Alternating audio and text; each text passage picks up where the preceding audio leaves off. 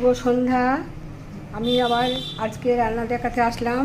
আমি সন্ধ্যাবেলা দেখো তোমরা কেমন আছো, ভালো আছো নিশ্চয়ই।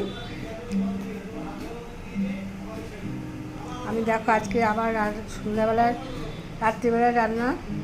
রাত্রের রুটির তরকারি আমরা করি, রুটি পরোটা যাই খাই সেটা। রুটি পরোটা আমাদের বাড়ির পরোটা হলে করি, রুটি কিনে আনা হয়। জানি না এখন পরোটা হবে কি না তৈরি।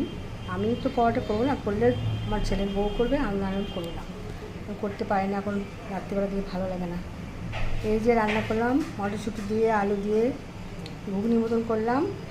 সব কিছুই দিইনি আমি। যে মশলা টশলা শুধু হলুদ লঙ্কা কাঁচা লঙ্কা দিয়ে একটু শুকনো লঙ্কা লাল লঙ্কা গুঁড়ো দিয়েছে, টমেটো দিয়ে তরকারিটা করেছি।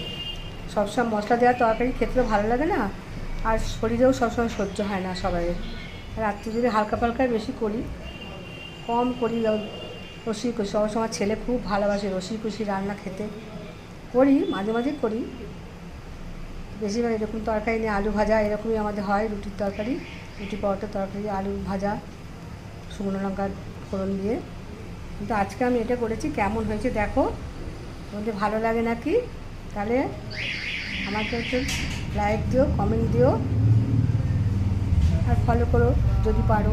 আমি তোমাদের সাথে আমার এগিয়ে নিয়ে চলার সুযোগ করে দাও, তাহলে আমি চলতে পারবো। ঠিক আছে, রাখছি তাহলে।